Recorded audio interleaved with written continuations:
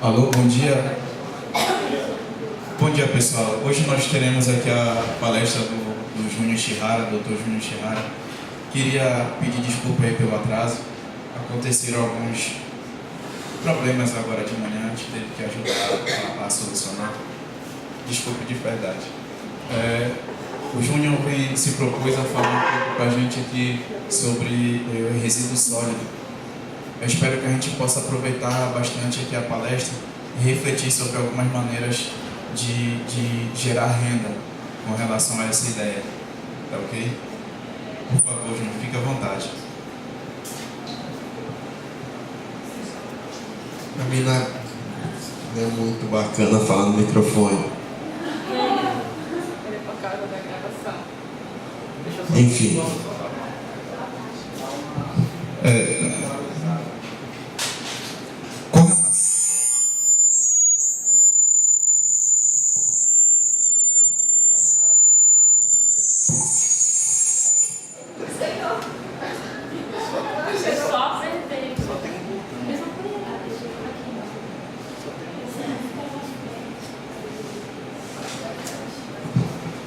Alô?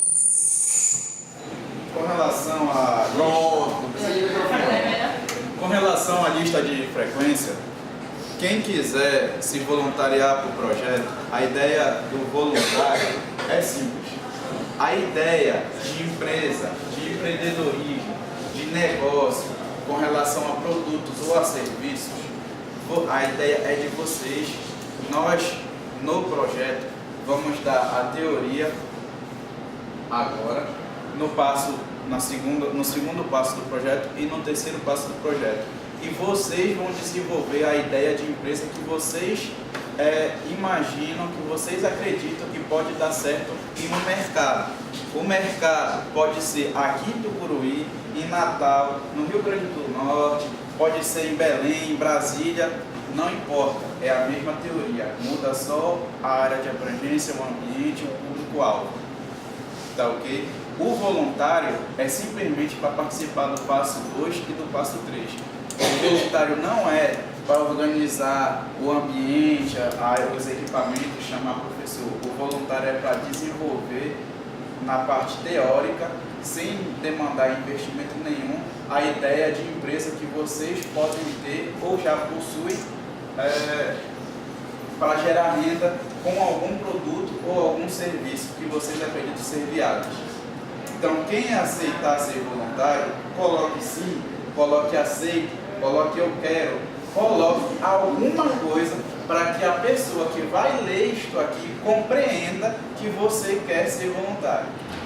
A lista em si é de presença, porque nós vamos dar carga horária para quem participar da maioria de 70%, no mínimo 70% de todas as palestras. Tá ok? Eu só queria pedir para vocês virem mais para frente. Eu aumentei a temperatura aqui, não está mais tão frio. Podem chegar mais para frente, por favor.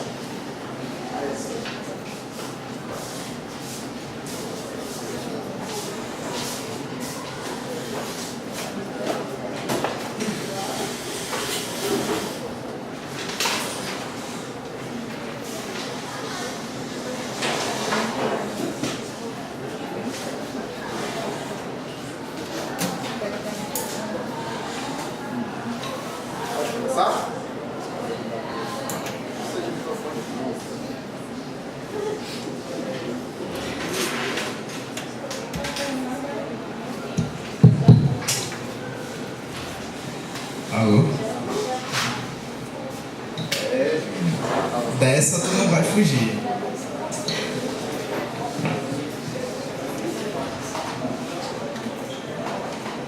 Só não te empolga muito que senão vai derrubar a caixa. Eu vou ficar passando para aqui. Não, você não. Vamos passar. Bem, vamos lá. Bom dia mais uma vez. Então, a convite do Hudson e da Gisele, né? Eu pensei num tema voltado à parte de empreendedorismo na engenharia, voltado um pouco para a minha área de atuação, né, que é na área de engenharia sanitária e ambiental. Daí eu propus esse tema, aproveitamento de resíduos, um olhar para o desenvolvimento sustentável, né? que vai explicar um pouquinho daquilo que eu vou passar.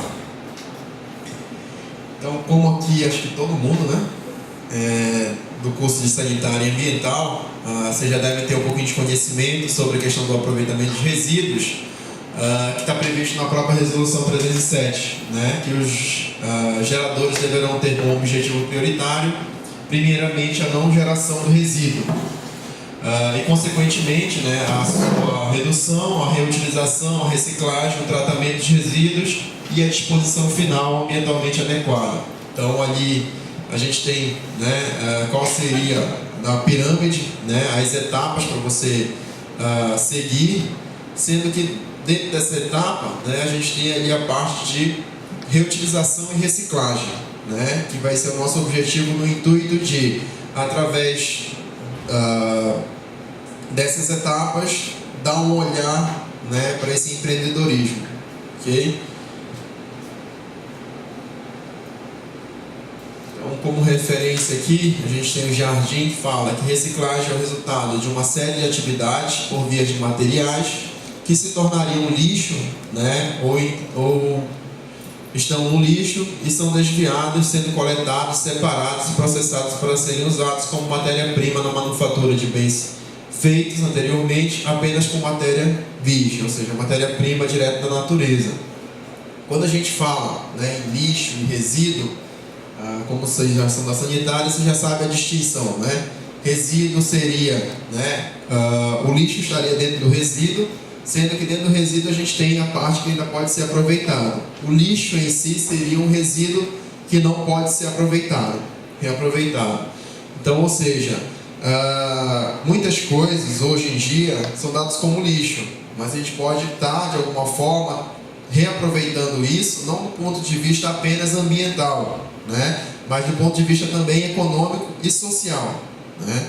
A Gisele chegou a comentar anteriormente, né, e também faz parte aqui, vai conciliar com que o projeto do Hudson da Gisele está encaminhando, é que a gente está com outro projeto também paralelo, que seria o projeto de extensão voltado para o aproveitamento de resíduos aqui na Vila Permanente, né? Onde nesse projeto de extensão a gente está fazendo avaliação, né, a análise da viabilidade de ter a coleta seletiva aqui na Vila Permanente, né? A gente vai fazer a caracterização desses resíduos e no final a gente vai propor, né, medidas para reaproveitar, né? Então, por exemplo, reaproveitamento de resíduos orgânicos.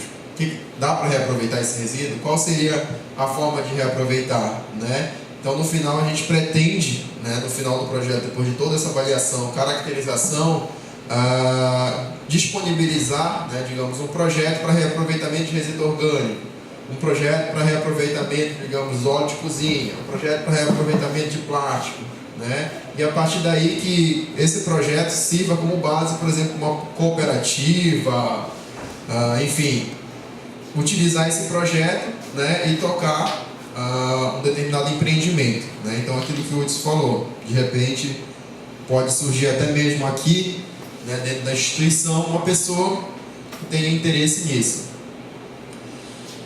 Então, aqui alguns benefícios, né, da reciclagem: diminuição da quantidade de resíduos a ser aterrada, ou seja, a gente sabe que os lixões cada vez mais vão se saturando, né, e consequentemente também as áreas propícias a isso, elas vêm diminuindo, ou seja, a ocupação elas têm se expandido e consequentemente cada vez mais os aterros eles têm que se distanciar mais e mais devido à expansão urbana.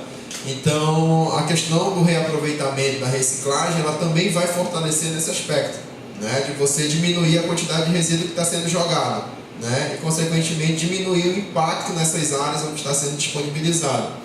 Então, acho que vocês acompanham direto nos noticiários em Belém, por exemplo, né, o problema que está acontecendo lá em Marituba. Então, eles tentaram consorciar, né, a disponibilização dos resíduos num local onde cada vez mais está saturando. Então, em regiões metropolitanas isso é mais difícil. Aqui em Tucuruí também, devido ao tamanho do município, cada vez mais vai ficando escasso, cada vez mais vai ficando difícil você encontrar áreas propícias à disposição. Preservação de recursos naturais. Por que preservação de recursos naturais? Com a reutilização, né, a gente vai verificar mais à frente, por exemplo, a reutilização de materiais na área da construção civil. A gente pode estar diminuindo, por exemplo, a retirada de britas, né? Então isso também vai fortalecer nesse aspecto, ou seja, retirada de matéria-prima da natureza.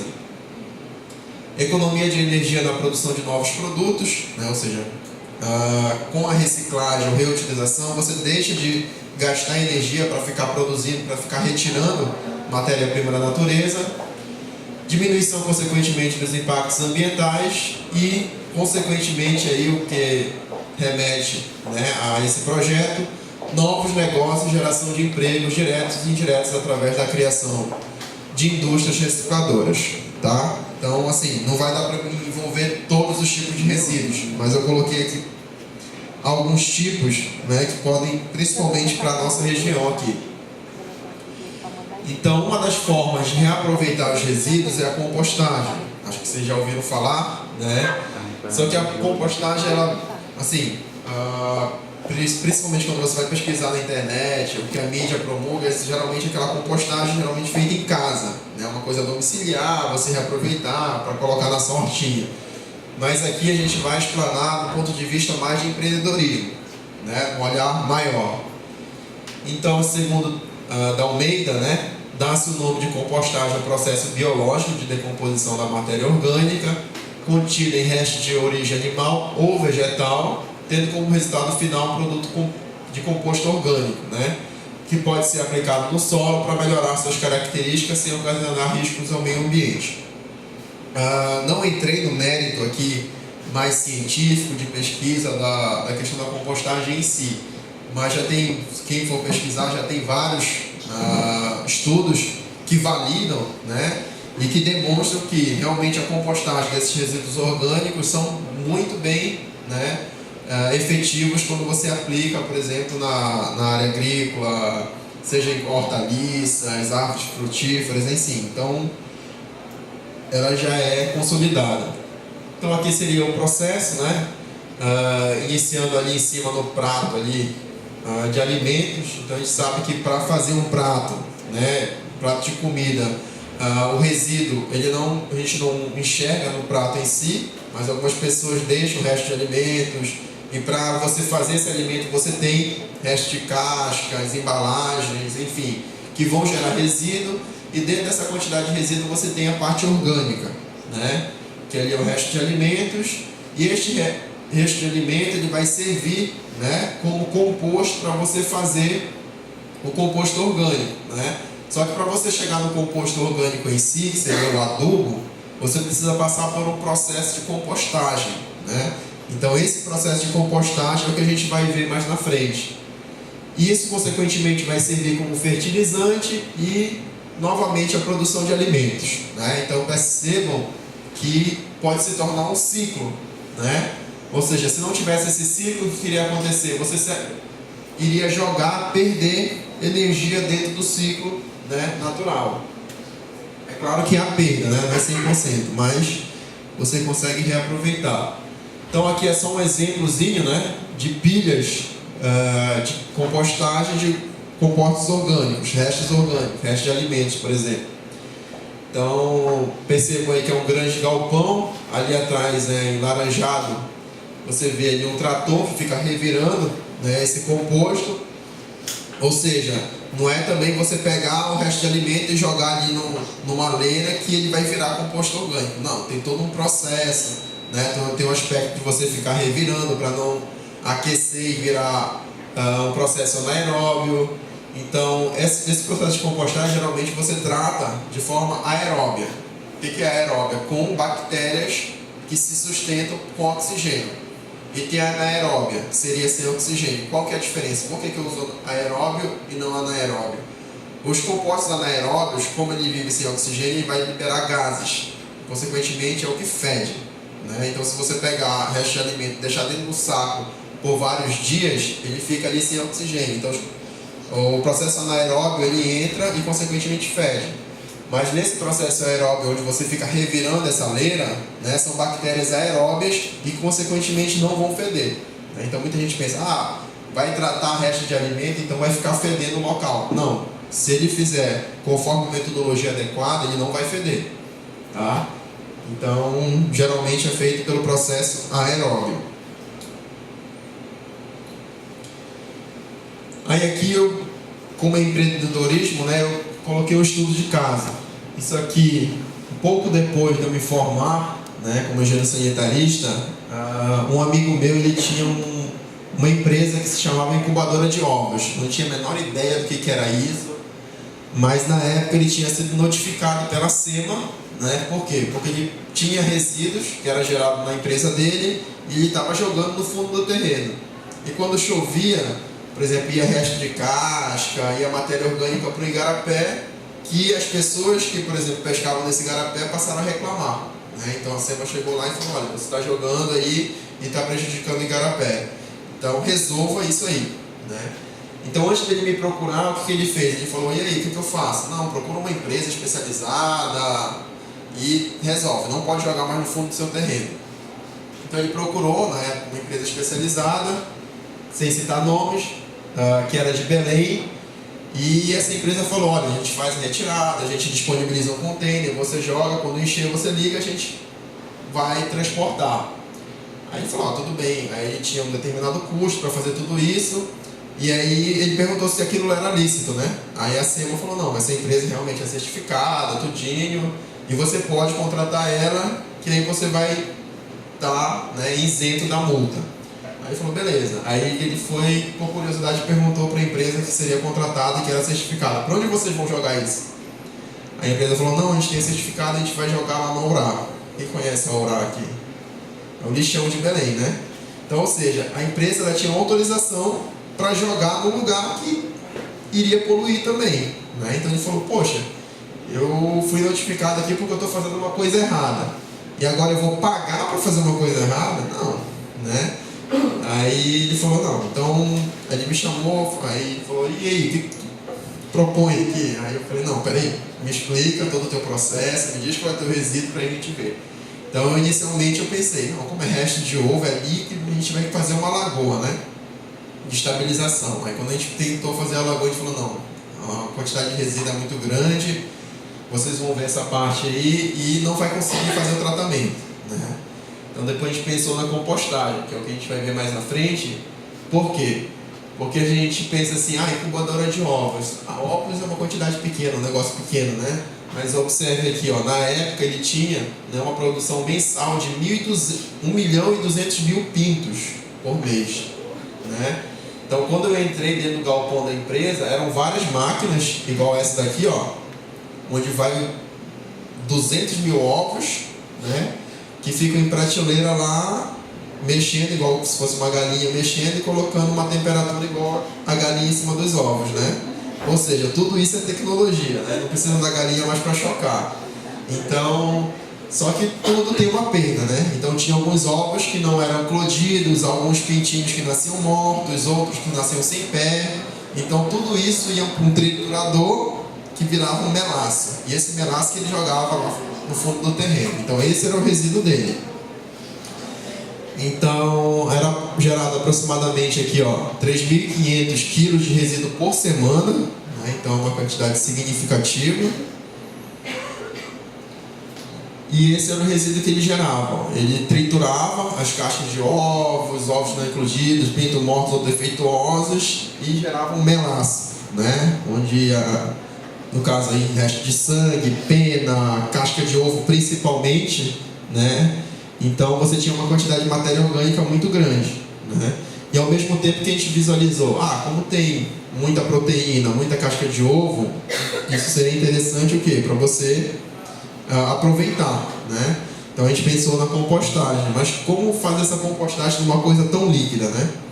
A gente começou a ler, viu as proporções, só que as proporções geralmente na literatura elas são aplicadas o quê? Para resíduo domiciliar, casca de fruta, resto de comida, então é uma coisa muito mais sólida. Então a gente teve que adaptar para a realidade dele. Então a gente teve que fazer uma série de testes para verificar quais seriam as proporções. Por quê? Aquela pilha que vocês viram não é só um resíduo, você tem que misturar com alguma coisa que vai secar, né? Então a gente teve que misturar, por exemplo, com esse composto aqui, serragem. Inicialmente a gente começou só com a serragem, só que a serragem não conseguia absorver todo o líquido.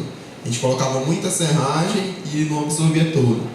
Aí a gente começou a utilizar o bagaço de Dendê também, que absorvia um pouquinho mais. Então, quando a gente associou os dois, a gente conseguiu ter, né, um aproveitamento melhor e não saía tanto líquido. Então, a partir daí, a gente começou a colocar as proporções, chegando à proporção ideal, ele começou a fazer a compostagem. Aí aqui, no caso, como a empresa lá em Santa Isabel, lá chove bastante, né? E como gera muito líquido, então a gente indicou ele a construir baias, né, cobertas, para que a interferência da chuva não influenciasse. E através dessas baias, aqui é aberto, né, só coloca um portão e o trator entra e fica revirando direto, né? Então ele construiu, a gente fez os cálculos, né, porque como se trata de resíduo animal, né, a literatura recomenda que fica pelo menos 90 dias em processo de compostagem, para que no final desses 90 dias ele consiga realmente, como se fosse destruir todos os organismos que pudessem influenciar negativamente no composto orgânico, né? Então 90 dias é muito tempo, né? Então a gente fez os cálculos, teve que construir 33 baias, ou seja, cada baia ele recebia a quantidade semanal.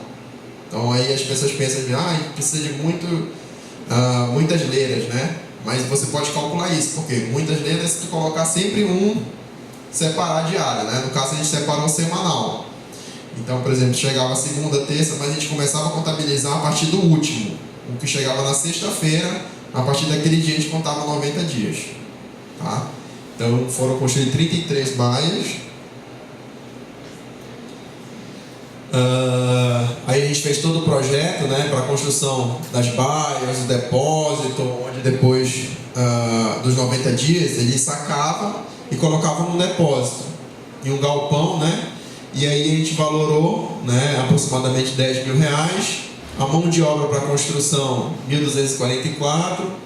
O trator que ele comprou, parece barato aqui, mas porque ele comprou um trator já usado, né, R$35.000. A serragem, né, que ele tinha que comprar para fazer, né, mensalmente, isso aí foi aproximadamente R$600, 500 sacas. E alguns custos fixos operacionais, né, que é a pessoa que vai ficar revirando, a gasolina do trator, o diesel do trator, enfim. Isso foi estimado em mais ou menos R$3.500, né? Então o investimento inicial dele foi aproximadamente R$50.000, né? Então a gente pensa, poxa, é um valor grande, será que vale a pena? Depois a gente avaliou os custos mensais, né? Que depois dele investir, qual seria mensalmente o custo que ele teria. Então a serragem lá em Santa Isabel na época estava aproximadamente R$1,20 uma saca, né? Uma saca daquela de 50 kg, mas serragem, como é menos denso, não pega 50 kg. Então pegava mais ou menos 25 a 30 kg. As materiais, combustíveis, EPIs, enfim, aproximadamente R$500 mensais. E as mãos de obra, né? Que era mais ou menos R$3.000 por mês que ele ficava pagando para as duas pessoas que ficavam revirando e dirigindo o trator lá, monitorando o sistema. Então ele tinha um gasto mensal de aproximadamente R$4.100, tá? Para ficar revirando, jogando lá o resíduo. E aí a gente fez, né, duas avaliações. Essa primeira avaliação aqui, ó, é uma avaliação com aquela primeira opção que ele tinha, de contratar aquela empresa que é disponibilizar o container para jogar lá no Aurá, né? Então aqui ele não ia ter nenhuma receita, né? Ele só ia ter gasto. Então o gasto mensal dele para contratar a empresa, a gente dimensionou, por exemplo, quanto que era o volume gerado por mês, qual que era o volume do container e quanto que a empresa comprava por cada container, tá? Então a gente fez o cálculo todinho e por ano ele ia gastar com a empresa aproximadamente R$97.000 por ano, para a empresa tirar e jogar esse resíduo dele, toda vez que encher esse container. Então é como se ele tivesse um custo anual de R$97.000, tá? Então na engenharia geralmente a gente faz uma avaliação de um projeto por 20 anos pelo menos, né? Então a gente fez por 20 anos e aqui, ó, no final, vocês sabem o que é payback? Não. Payback seria o retorno, né? Quanto que ele pagaria o investimento. Então como ele não tem nenhuma receita, nunca paga o investimento que ele está fazendo, tá? Então aqui, ó, esse aqui é o VPL. VPL, vocês sabem o que é? é um valor presente líquido, tá? Então, ou seja, percebo aqui que na verdade o gasto dele lá no final dos 20 anos, somando sempre os 97 mil, ele vai dar aproximadamente 2 milhões de reais que ele ia ficar gastando por 20 anos, tá? Só que aí transformando em VPL, que é o valor presente líquido, é pegando esse valor e jogando para os dias atuais, tá? Ele ia gastar aproximadamente 1.113.000, né? Ou seja, não teria nenhum ganho. Seria o gasto que ele ia ficar fazendo durante 20 anos. E aí depois a gente fez, né, essa mesma avaliação para a compostagem. No caso, a compostagem ele teria o quê? O investimento e agora ele teria receita, com a venda o quê? Dos adubos. Então, nesse caso aqui, ó, o investimento aqui, ele conta no primeiro ano o investimento que ele fez dos 50 mil e pouco lá no trator, enfim, nas construções das baias, e mais o gasto fixo, né? No segundo ano ele não tem mais investimento, ele só tem os gastos fixos. Então já diminuiu de 95 mil para 49 mil, tá? E aqui a receita dele vendendo as sacas de composto, de adubo. Então a gente fez para um cenário igualando o valor da saca de adubo, que lá em Santa Isabel o adubo orgânico ele é de granjas. Então como tem muita granja, então é resto de fezes de galinha misturado com serragem. Então é o que os agricultores mais utilizam lá. Então a gente pegou esse valor do resto de galinha, né, do cocô de galinha, e pegou o mesmo valor, como se ele estivesse vendendo pelo mesmo valor. E aí ele tinha uma receita que, aqui ó, essa primeira receita ele começou com esse valor por causa dos meses. Por exemplo, acho que ele começou a partir de março ou abril. Então no primeiro ano ele teve uma receita um pouquinho menor. E depois ele teve uma receita de aproximadamente 150 mil por ano, tá? E como essa primeira receita do primeiro ano já foi maior que o investimento, o payback aqui, ó, ou seja, no primeiro ano, lá pelo 10º mês, ele já teve o retorno do que ele investiu, né? Então, ou seja, mostrou, né, um investimento muito viável, porque já alguns investimentos, às vezes, você investe depois do 3º, 4º ano, você tem o retorno daquele que você investiu, depois é o lucro que começa, né? Então, ele não, esse investimento ele já teve no primeiro ano.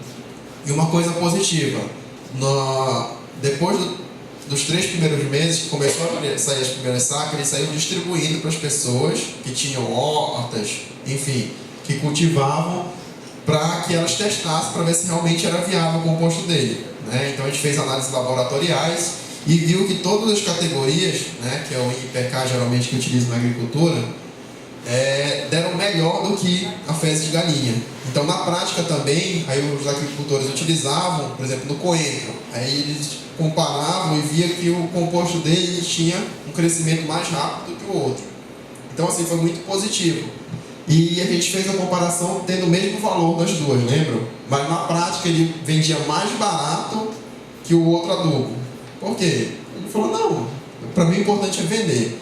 Então ele tinha produção, por exemplo, de venda de um mês antes. Ou seja, aquela produção dele daquele mês já estava vendida um mês antes. Ou seja, foi muito positivo para ele, né? E surpreendeu um pouco a gente, porque a gente não tinha muita experiência, né? Mas que deu muito certo, né? Hoje em dia ele agradece, por quê? Porque ao invés de ele estar gastando, ele está ganhando, né? Então assim, é um exemplo para um tipo de empreendimento, né, que nunca se tinha feito compostagem. Mas aí, por exemplo, vocês conhecem outro tipo de empreendimento, também podem vislumbrar, né, dependendo do composto orgânico que está sendo gerado, de repente a compostagem sendo uma saída, né? Aí agora eu vou falar sobre um outro tipo de reaproveitamento de resíduo, né, que seria na parte da construção civil, tá? Então, nós somos sanitaristas, mas também trabalhamos com obras, né? Então, seria uma outra área. O RCD, que seria resíduos de construção e demolição, no Brasil, né, são escassos, né? A questão de disponibilização desses dados, da questão de qual seria esse reaproveitamento. Por exemplo, aqui em Tucuruí, vocês já ouviram falar de aproveitamento de resíduos de construção? Eu também não, né? Então, ou seja, uma coisa que aqui não se usa. Por quê? Porque não tem dado, porque não tem conhecimento? Não, já existe, né? Ninguém quer fazer? Não sei também. Então, seria uma questão até de vocês pesquisarem. Então, atualmente, existem muitos incentivos, né, de crescimento do setor de construção, né, seja ele a própria construção de casas, ou seja, o Brasil tem um déficit de casas muito grande, muitas pessoas precisam de casas, né, então por isso que minhas casas, minhas vidas aí sempre são muito concorridas. Além disso, por exemplo, outros tipos de obras de infraestrutura também são obras que precisam ser feitas. O Brasil é muito deficitário, a gente sabe, na área de saneamento, por exemplo, né? Então, ou seja, são obras e obras que são feitas e, consequentemente, geram resíduos. Para onde vão esses resíduos? Vocês sabem? Não, geralmente não vai para o lixão porque fica muito descarado, né? Eles têm que ter uma disposição correta desses resíduos de construção, né? Segundo a legislação. Então, eles não vão jogar no lixão porque lá no lixão sempre vai ter gente que pode estar olhando. Mas se vocês forem nas vicinais de Tucuruí, vocês sempre vão ver umas carradas descarregadas. Ou seja, é porque eles se livram em locais onde não tem gente, né? Ou seja, não vão dispondo de forma correta. Então, geralmente, os resíduos de construção, eles são jogados nas vicinais, né? De forma escondida. Algumas de forma descarada até, né? Então, praticamente todas as atividades envolvidas no setor da construção, né, são geradoras de entulho. O processo construtivo possui alto índice de perda do setor e é a principal causa de entulhos gerados. Reformas, por exemplo, falta de uma cultura de reutilização e reciclagem. Quem mora aqui na vila ou anda por aqui pela vila sempre vê um monte de entulho por aí, né? Porque na vila o pessoal não cansa de fazer reformas. E dentro desse entulho, né, para quem conhece um pouquinho, às vezes passa principalmente madeira. Você passa e vê uma madeira praticamente boa que poderia ser utilizada em outra coisa, mas a pessoa já jogou fora, né?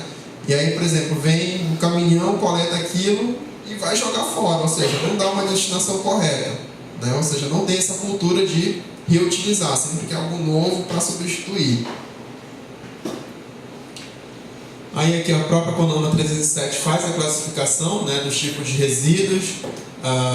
Alguns resíduos, claro, não são todos que são reaproveitáveis, assim como os resíduos domiciliares, a gente sabe que não é todos os resíduos que você pode reciclar ou reutilizar. Existem alguns resíduos específicos e são esses resíduos específicos, no caso na área do empreendedorismo, que vocês precisam visualizar e vislumbrar se há uma possibilidade ou não de reaproveitar. Aí aqui só uma listagem, né, de agregados que podem ser recicláveis.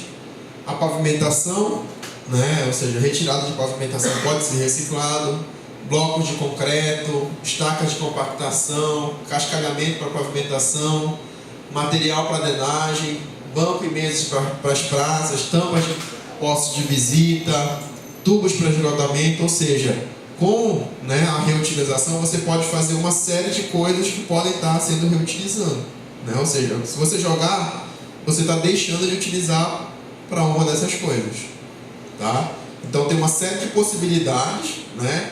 Desde cascalhamento, ou seja, só triturar e jogar ali para ser uma base para depois vir a pavimentação, até mesmo para a fabricação de outras coisas, né? Como na nossa área, a tampa de PV e o tubo de esgotamento, alguma dessas coisas não precisa ter uma resistência tão grande, né? Então, associado com outros materiais, você consegue estar reutilizando, né? Então, você deixa de extrair, né, uma matéria-prima da natureza, utilizando uma matéria-prima que já foi utilizada mais uma vez e mais outra vez e assim por diante. Aqui um exemplo na pavimentação, né?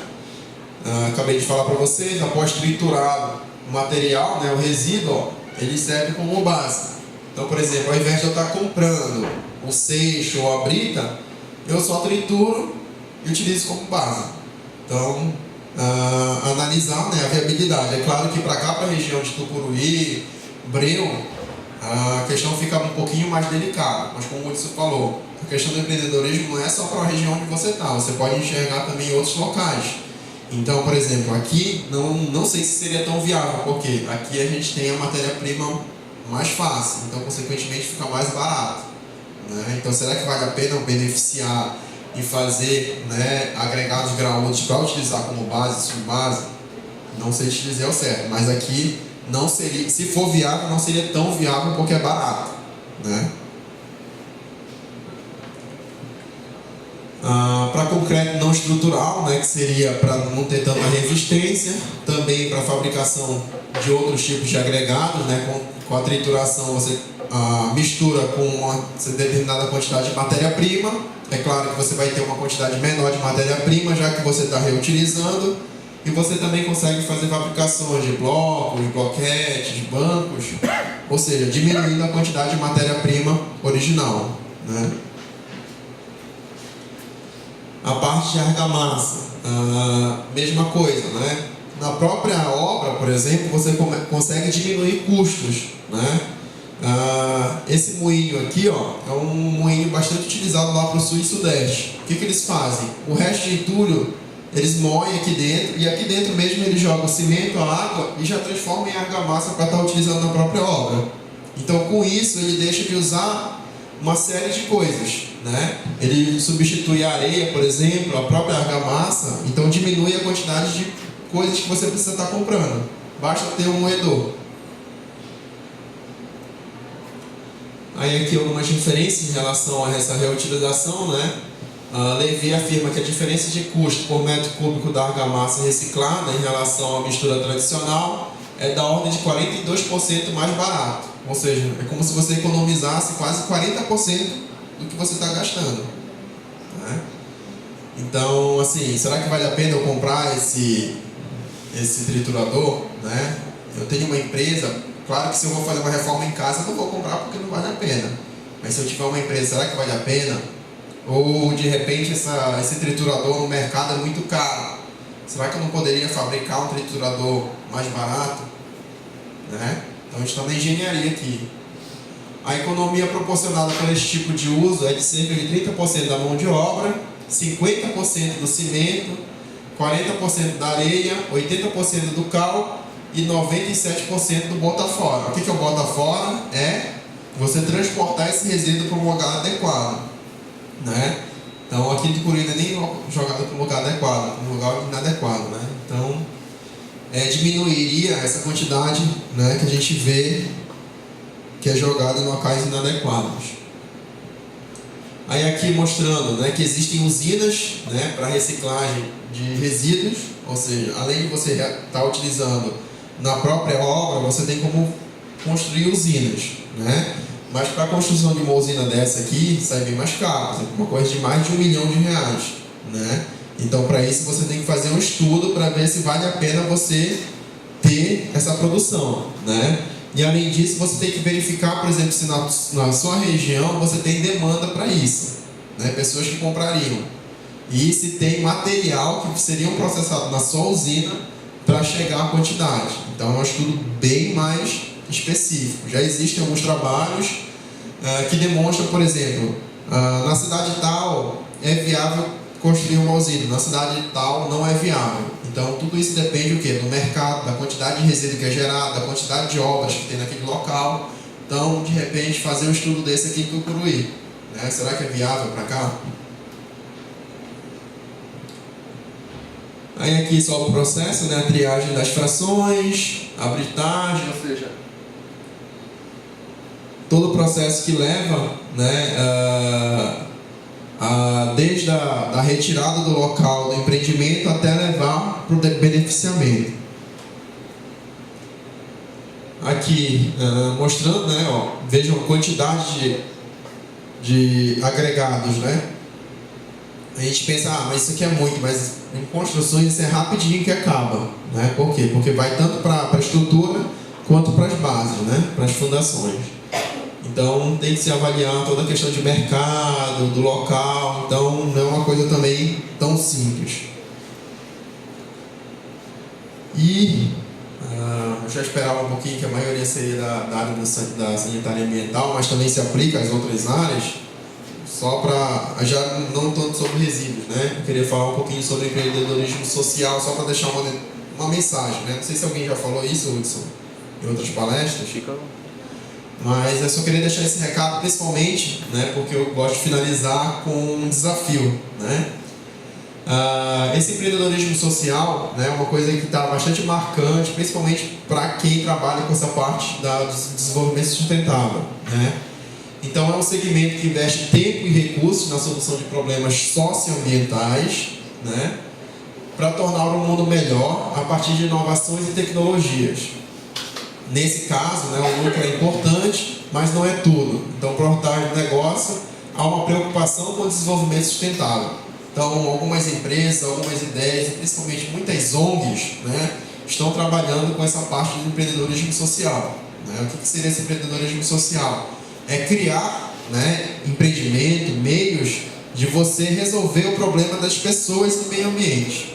Né? Você enxergar quais são os problemas que aquelas pessoas estão enfrentando, quais são os problemas ambientais que estão acontecendo e propor medidas, né, para solucionar isso e ao mesmo tempo ter um determinado ganho com isso.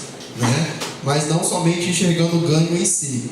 Né? Então, é uma coisa muito positiva, né? Se vocês forem ler, não é uma questão, por exemplo, somente de marketing. Não, são pessoas realmente que se engajam nisso. Às vezes não tem nem muito lucro, mas ele está satisfeito com aquele trabalho, com aquele recurso que ele ganha, porque ele está ajudando pessoas. Né? Então existem muitas pessoas que se envolvem realmente com isso. Se for um caso aqui também, seria uma hora para a gente dar um foco, principalmente por quê? Porque essas questões, principalmente para a nossa região, para o Brasil como um todo, a questão social e ambiental é uma questão ainda que tem muitos agravantes. Né? Tem muita coisa a ser feita. Né? Então a gente não precisa ir lá para a África para enxergar essas coisas. Aqui mesmo na nossa região a gente sabe que é muito deficiente. Né? Eu listei aqui, por exemplo, áreas propícias para isso. Acesso à água de qualidade. Né? Não precisa ir lá para a África para propor uma solução para isso. Não, a gente vive isso aqui. Né?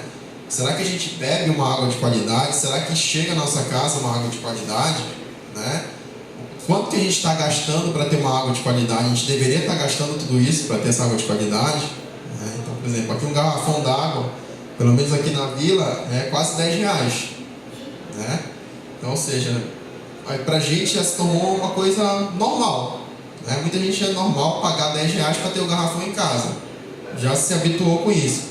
Mas será que não teria uma tecnologia, uma coisa domiciliar, um filtro que poderia resolver isso em casa mesmo, com um custo bem mais barato?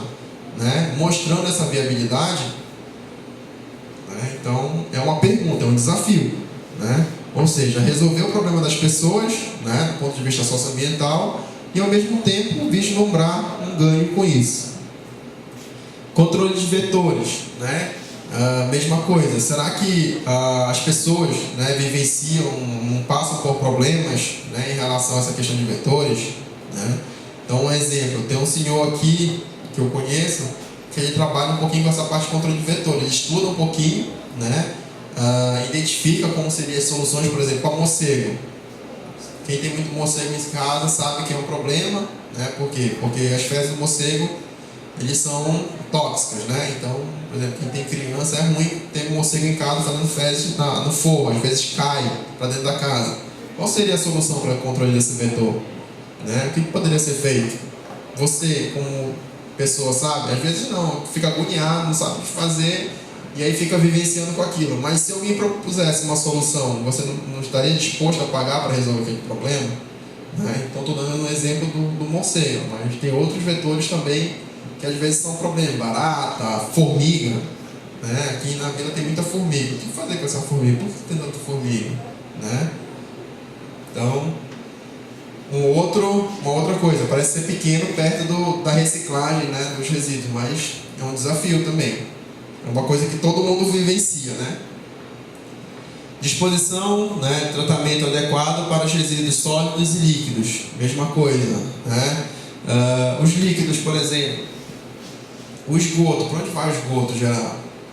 Aqui na vila a gente sabe que tem estação de tratamento, mas na cidade, para onde que vai? O que a gente faz em casa? Joga numa vala, joga direto no igarapé, joga para uma fossa rudimentar, né? Será que, por exemplo, as pessoas hoje em dia, se tivesse uma solução mais adequada, uma fossa mais adequada, não estariam dispostas a pagar por isso? Né? Nem que fosse um pouquinho mais, por exemplo, ao invés de custar a fossa rudimentar, eu pago um pouquinho mais, mas eu tenho uma fossa, né, onde vai dar uma destinação com uma qualidade melhor do meu esgoto. Então, de repente, pensar, né, digamos, numa fossa séptica com filtro acoplado que pudesse resolver isso aí para pequenas casas. não sei, né? Com material reciclável de repente. Então já tiveram, por exemplo, TCC aqui no campus reutilizando pneu como fossa, né? Então, pneu é uma solução, teriam outras soluções, outros resíduos que seriam jogados e poderiam ser reutilizados. Então é uma outra área também que poderia estar seguindo, resolvendo o problema das pessoas e ao mesmo tempo vislumbrando, né, o lucro. Produção de energia limpa e barata, mesma coisa, né? Será que não teria alternativas para a produção de energia? Então na Europa a gente sabe que está mais que consolidado, né, aproveitamento de energia solar. Por que no Brasil não? O que falta para isso? Então, parar um pouquinho para pensar no aspecto, por exemplo, hoje em dia, como é uma coisa que já está muito consolidada, então já está tendo uma influência maior, então já está se liberando muitas coisas. Então, por exemplo, vocês sabiam que, por exemplo, se você tiver uma produção independente na sua casa, você vai estar suprindo a sua energia, mas você está podendo também vendendo para a companhia, né? Então, será que não vale a pena o investimento? Até que ponto vale a pena? Para minha casa, que eu tenho tanto consumo, vale a pena o investimento? Então, avaliar isso. De repente, como fazer para baratear isso, né? Ou como fazer para reaproveitar, ou então compartilhar com o vizinho, colocar um sistema que dê para reaproveitar, enfim, pensar nisso aí. Então, no final eu coloco esse desenho aqui, né? Mostrando que às vezes a gente não precisa pensar só no ganho, né? No ganho econômico, mas pensar numa coisa que seja prazerosa, né? Uma coisa que realmente seja do teu interesse, que se você gosta de ajudar as pessoas, possa ajudar as pessoas e ao mesmo tempo você tem um ganho com isso, né? Então por isso que eu deixei aqui para o final mais como reflexão. É uma coisa nova, né? Mas que a gente já tem maturidade, que a gente já tem, né, alguns conhecimentos que poderiam estar sendo aplicados para fazer isso acontecer, né? Então passa um pouquinho, né, por aquilo que a gente vê às vezes, né, que a gente basta ter um início, né, um incentivo. Eu acho que esse projeto que o Hudson e a Gisele estão tocando é tentando instigar, né, que isso aconteça. É claro que não é todo mundo que tenha pedido para isso, né, mas quem tem vontade, né, precisa dar esse início, né? Então o início está sendo dado. Basta a pessoa enxergar e tentar fazer algo para que aquilo aconteça.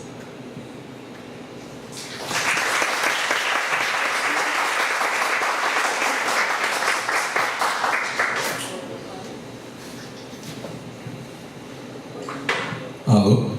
Quem tiver alguma pergunta, fique à vontade, tá certo? O Júnior ainda está aqui. Só vou instigar um pouquinho mais. É lógico que a gente pode criar, assim como o governo municipal, por exemplo, contrata empresas que simplesmente pegam o lixo e jogam para algum outro ambiente. Se tiver na nossa economia alguma empresa que pega o resíduo, trabalha isso e para gerar algum resultado para o município ou para uma empresa ou para cidadãos, para residências, não só o município contrataria esse serviço, uma empresa que gera resíduo contrataria esse serviço, quanto nós, quanto cidadãos, contrataríamos também esse serviço. Então, só para abrir um pouco o leque, as soluções podem ser menores, ou seja, para a residência, tipo compostagem, um pequeno sistema de compostagem onde na nossa residência vocês vendam, por exemplo, eu compre, por exemplo, eu consigo utilizar e cultivar, logicamente, hortaliças em grau menor para mim, para o meu consumo próprio. Isso já está sendo estimulado pelo governo, o que não o cultivo está faltando. Logicamente, se o cultivo está sendo estimulado, é um mercado novo, vocês podem refletir nisso e produzir um sistema pequeno. Hoje, sistemas pequenos de compostagem individual para residências existem de diversas formas, inclusive usando simplesmente baldes de tinta, vou dizer, de restos de construção civil. Aí a gente trabalha isso dentro de casa e usa para nosso próprio consumo, né? Para cultivar nossas próprias hortaliças, nossas plantinhas ou alguma coisa nesse sentido. Uma ideia um pouco mais elaborada é, como o Júnior apresentou aqui, identificar empresas que no seu trabalho, no seu serviço, geram resíduos. E o que nós podemos fazer, como transformar esse resíduo em uma nova fonte de receita. Qualquer pessoa, qualquer empresa contrataria simplesmente, e entra nesse pensamento lógico do Júnior que ele apresentou aqui, que não é simplesmente um pensamento de lucro, é uma receita a mais, ou uma coisa que era uma dor de cabeça, ele pode vender mais barato do que os concorrentes do mercado atual, simplesmente pelo fato dele vai ganhar pouco, mas deixou de ser uma dor de cabeça e está sendo uma renda extra para ele. Logicamente que depois, com o tempo, ele vai gostar do lucro e vai modificar um pouco o pensamento, mas o início vai ser desse jeito. Porque a apresentação da ideia vai ser desse jeito, com este foco. No nosso estado existe praticamente tabelado o mesmo resíduo. Por exemplo, o nosso açaí. Basta andar na rua, jovem. Tem sacas e sacas de açaí por aí. Esse resíduo, uma única empresa não precisa. Eu gosto muito da ideia de cooperativa, eu sou cooperado de uma cooperativa financeira, mas não é só a cooperativa que consegue fazer o trabalho, pegar o resíduo que já está na rua esperando o lixeiro. Qualquer um pode pegar aquele resíduo ali que é do açaí, trabalhar e gerar para si, para a sua empresa ou para o seu município uma renda nova. Seu município, eu digo o governo municipal. Tá certo? Ou os resíduos de entulho, junto com a crise ou junto com a economia crescente, melhor dizendo, e com a economia em baixa, também, se a economia cresce, o pessoal que trabalha com construção civil tem mais acesso, logo gera mais resíduo. Se a economia decresce, o pessoal que trabalha com construção civil tem menos serviço, logo menos resíduo.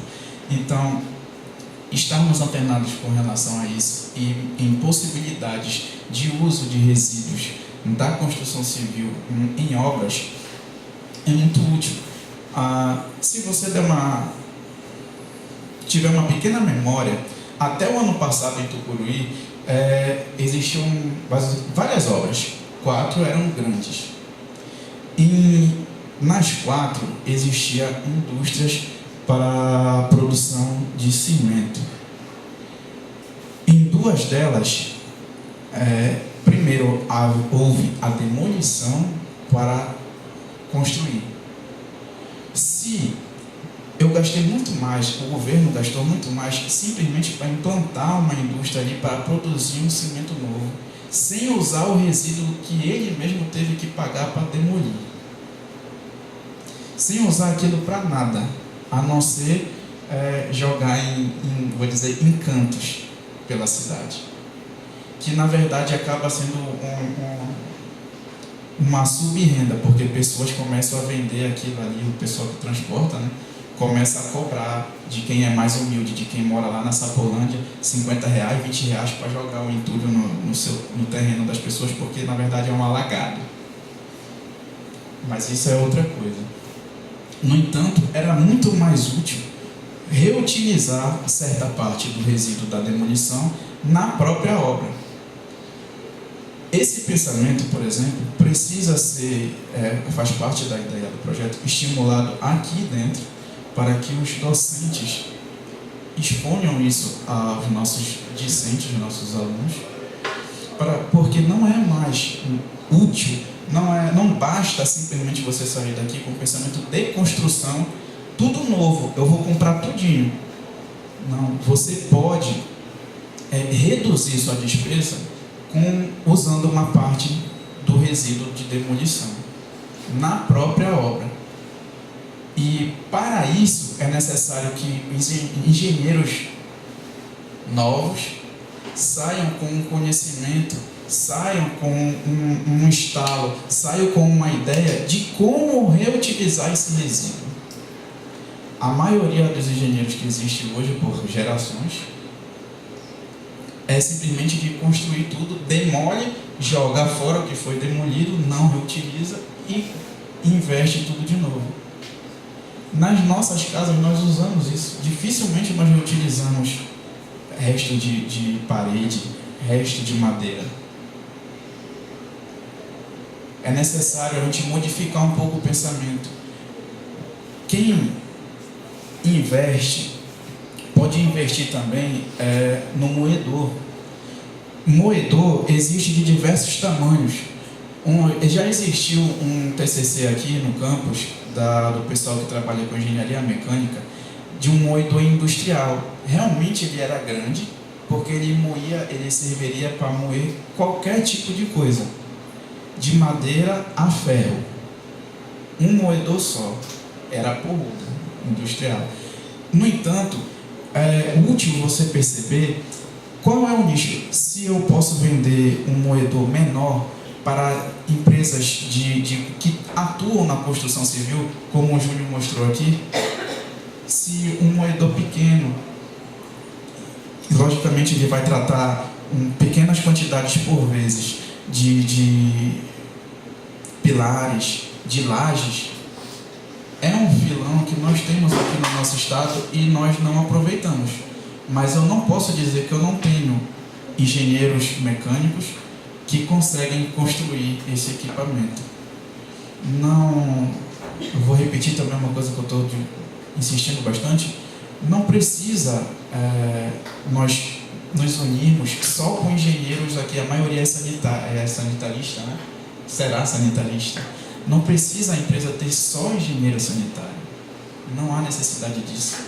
É muito mais útil ter um engenheiro sanitário e um administrador, um engenheiro sanitário e um engenheiro mecânico, um engenheiro sanitário e um pedagogo. Entende? Diversidade. Porque cada um vai atuar, vai ter um pensamento, uma lógica diferente para o mesmo problema. Vai ter um acesso no mercado diferente. É nisso que você precisa refletir e utilizar esse pensamento não só para você nos 5, 6, 7, 10 anos que você vai ficar aqui no campus, mas para o seu TCC, para oportunidades. Existe o pensamento, nós chamamos no projeto de empreendedorismo sustentável. O Júnior chamou de empreendedorismo social. Vários bancos pagam para você viajar, para que você pesquise em outro país, recebendo bolsa, recebendo a passagem de avião, tá certo? E com isso aprenda também outras línguas. Se você for pesquisar sobre isso, logicamente você precisa ter iniciado a sua pesquisa aqui. Vocês são daqui, aqui no campus de Tucuruí. Mas é necessário ter iniciado a pesquisa no Brasil. Não é só a UFPA que possibilita esse acesso a esses editais. Os bancos deixam nos seus sites os editais. Vocês, por estarem vinculados a uma instituição de ensino superior, podem acessar eles. Se estiverem dentro dessa lógica que o Júnior chamou aqui, empreendedorismo social. O nome social não quer dizer que é para você investir simplesmente para fazer bem sem ter lucro. Pelo contrário, é para ter lucro. Mas é um lucro dentro desse pensamento sustentável. Não é simplesmente explorar por explorar. Ok? Se tiver alguma pergunta, o Júnior ainda está aqui. Se não, eu só gostaria de receber o retorno da lista aí. Quem ainda não assinou, pode assinar, está aqui na mão da Gisele. Só para lembrar, quem quiser ser voluntário, é só colocar alguma coisa que a gente possa compreender que você quer ser voluntário no projeto, tá ok? Vou fazer um convite também, né, para amanhã. A gente vai ter uma palestra à tarde com o professor Davi Barbosa. O tema é Geotecnia, suas aplicações na inovação. Exatamente. E na sexta-feira de manhã, com o professor do IFPA, Daniel Chaves, o tema vai ser agricultura de precisão. Só repetindo, amanhã de tarde, 3 horas, aqui no 3h30, 3 horas da tarde, aqui no auditório, o Davi Barbosa, nosso docente, vai falar sobre geotecnia e tem uma ligação direta com a palestra de sexta-feira, que é de manhã, é o professor do IF chamado Daniel, que vem falar também aqui sobre agricultura de precisão. É um pensamento que a gente está tendo porque é uma vocação do município trabalhar com agricultura e nós falamos muito aqui, mas em fazendas, quem trabalha com agricultura, quem trabalha com pecuária também possui muito resíduo e tratar ele gerando uma nova renda também é muito útil, é um filão e isto aqui ainda não está sendo explorado. Basta ir em qualquer fazenda aí no Aratera ou simplesmente falar com os agricultores que na verdade são até daqui do Breu Branco. Basta ir na feirinha do agricultor familiar que fica de 15 em 15 dias, ali, geralmente ficava ali perto da delegacia, e conversar com o agricultor que você vai perceber que resíduo ele tem. Ele não tem quem ajude ele, quem ofereça ou quem trabalhe para ele, modificando o jeito dele cultivar. Só isso. Muito obrigado. Muito obrigado aí, Júnior. Valeu.